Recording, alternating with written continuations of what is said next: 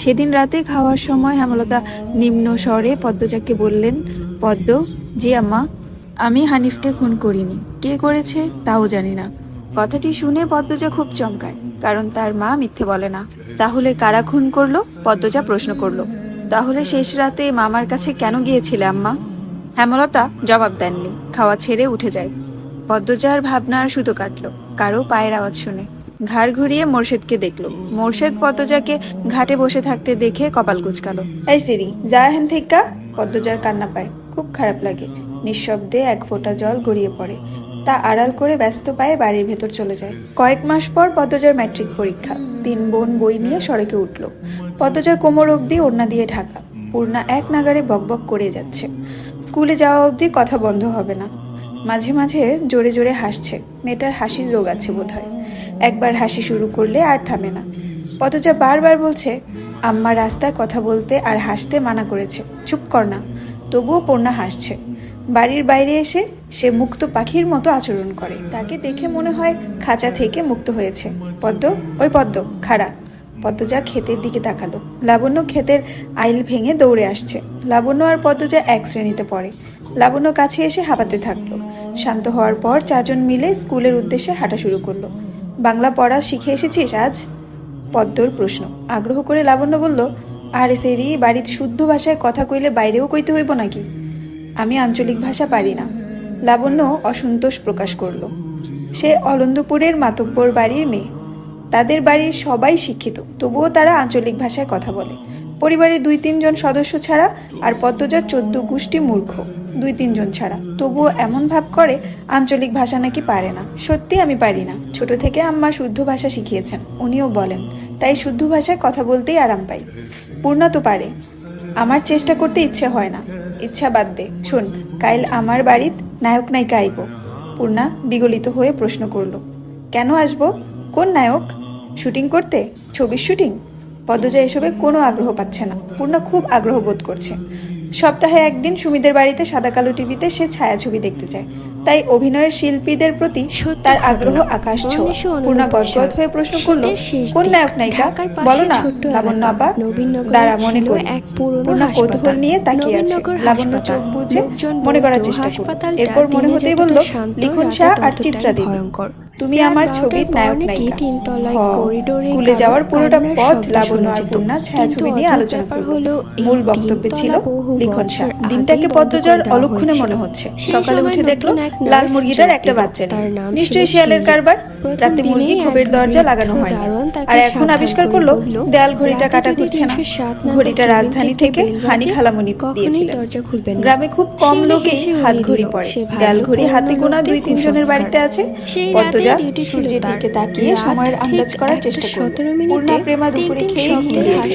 পদ্মজা মায়ের রুমে উকি দিল। হেমলতা মনোযোগ দিয়ে সেলাই মেশিনে কাপড় সেলাই করছে। 8 পাড়ায় একমাত্র হেমলতাই কাজ করেন। প্রতিটি ঘরে কারো না কারো পরনে তার সেলাই করা কাপড় আছে। লুকিয়ে দেখছিস কেন? ঘরে আয়। হেমলতার কথায় লজ্জা পেল পদ্মজা। না আম্মা, কাজ আছে। পানি দিয়ে যা। হেমলতা জগ বাড়িয়ে দেয়। পদ্মজা জগ হাতে নিয়ে বলল, আম্মা, সদকা কোন মুরগিটা দেব? হেমলতা গতকাল স্বপ্নে দেখেছেন বাড়িতে আগুন লেগেছে, তাই তিনি সদকা দিবেন বলে মনস্থির করেছেন। সকালেই পদ্মজাকে মনের কথা জানালেন, সাদা মোরগটা দিয়ে দিস। মুন্না কি আসছে? না, প্রতিদিন বিকেলবেলা তো পানি নিতে আসে, কিছুক্ষণ পরেই আসবে। হেমলতা আর কথা বাড়ালেন না। পদ্মজা কলপাট থেকে পানি নিয়ে আসে। আসরের আজানের সাথে সাথে মুন্না আসলো। গ্রামের সচ্ছল পরিবার নেই বললেই চলে। হাতে গোনা কয়েকটা পরিবারের সচ্ছলতা আছে। হেমলতার পরিবারটা টিকে আছে হেমলতার তীক্ষ্ণ বুদ্ধি ও পরিশ্রমের জন্য। পুরো 8 পাড়ায় টিউবওয়েল মাত্র 5টা।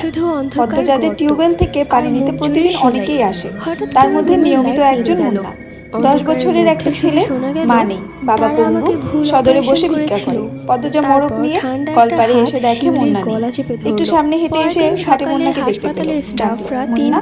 মুন্না ফিরে তাকায়। পদ্মজার হাতে সাদা মোড়ক দেখে মুন্না খুব খুশি হয়। পদ্মজা না বললেও মুন্না বুঝে যায় সদকা পাবে আজ। মুন্না এগিয়ে আসলো, দাঁত কেলিয়ে হাসলো। হাসিস কেন? নে মোড়ক, তোর আব্বাকে নিয়ে খাবি। মুন্না যে খুব খুশি হয় তা দেখেই বোঝা গেল। খুশিতে গদগদ হয়ে মোড়কটাকে জড়িয়ে ধরলো। পদ্মজার ঠোঁট দুটি নিজেদের শক্তিতে প্রশান্তির হাসিতে মেতে উঠল। কি সুন্দর মুন্নার হাসি। পদ্মজা বলল, খুব খুশি? হ, দোয়া করবি আমরা যেন ভালো থাকি। করবা মাপা? আচার খাবি মুন্না? খাইবাম। পদ্মজা আবার হাসলো। মুন্না পেটুক, খাওয়ার কথা শুনলেই চোখ চকচক করে ওঠে। পদ্মজা আচার নিয়ে আসে, মুন্নার সাথে বসে আরাম করে খায়। মুন্না একটু একটু করে খেতে খেতে বলল, আপা তুমি খুব ভালা। তাই? বড় হইয়া তোমারে বিয়া করবাম আমি। পদ্মজা ভীষণ খেলো। দ্রুত এদিক ওদিক তাকিয়ে দেখলো কেউ শুনলো নাকি। বিয়ে তার কাছে খুব লজ্জাজনক শব্দ। বিয়ে নামটা শুনলেই লজ্জায় লাল টুকটুক হয়ে যায়। ফিসফিসিয়ে মুন্নাকে জিজ্ঞাসা করলো, বিয়ের কথা কোথায় শিখলি? আব্বা কইছে, আর বলবি না এসব, যা বাড়ির যা। পদ্মজা তড়িঘড়ি করে বাড়ির ভেতর চলে যায়। রান্নাঘরে ঢুকে দেখলো হেমলতা রান্নার প্রস্তুতি নিচ্ছেন। সন্ধ্যার পর বিদ্যুৎ থাকে না, হারিকেন জ্বালিয়ে রান্না করতে হয়।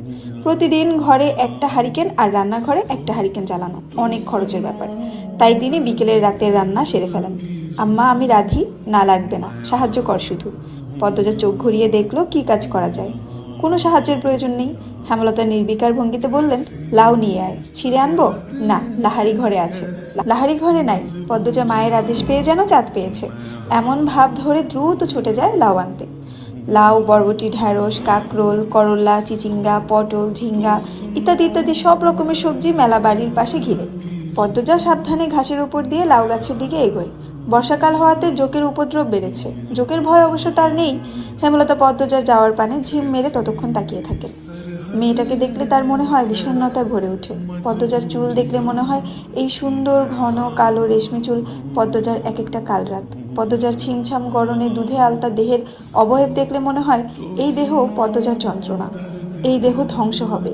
পদ্মজার অষ্টদয়ের নিম্নে স্থির হয়ে থাকা কালো সূক্ষ্ম তিল দেখলে মনে হয় এই তিল পদ্মজার এক জীবনের কান্নার কারণ। হেমলতা পদ্মজার রূপের বাহার নিতে পারেন না। কেন কৃষ্ণকুলির ঘরে ভুবন বহিনী রূপসীর জন্ম হলো? জন্ম, মৃত্যু, বিয়ে কারো হাতে থাকে না। যদি থাকতো হেমলতা মোর্শেদকে বিয়ে করতেন না এবং পদ্মজার মতো রূপসীর জন্ম দিতেন না। আল্লাহর কাছে রূপসী মেয়ে ভুলেও চাইতেন না। হেমলতার বুক চিরে দীর্ঘশ্বাস বেরিয়ে এলো। আজ শুক্রবার, স্কুল নেই। ফজরের নামাজ পড়ে 3 বোন পড়তে বসেছে। প্রেমা নামাজ পড়তে চায় না, ঘুমাতে চায়। হেমলতার মায়ের ভয়ে নামাজ পড়ে।